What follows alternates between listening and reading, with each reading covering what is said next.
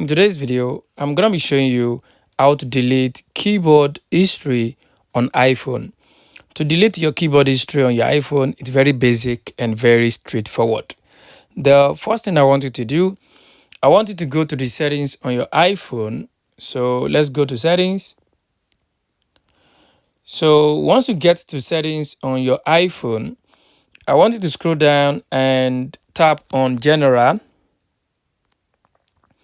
So once you tap on general here, I want you to scroll down to the bottom and tap on transfer or reset iPhone. So once you tap on transfer or reset iPhone, it will bring you to this page. If you check the bottom over here, the bottom here, you're going to see where it says reset. So I want you to tap on that reset.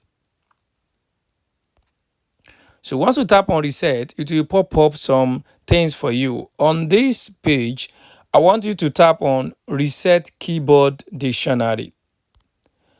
So once you tap on reset keyboard dictionary, it will ask you to put in your password, your Apple account password. So you just want to put in your password, and once you put in your password, the keyboard history will be deleted from your iPhone successfully. So guys, this is how you can actually delete your keyboard history on iPhone. I hope this video helped you. Thanks for watching.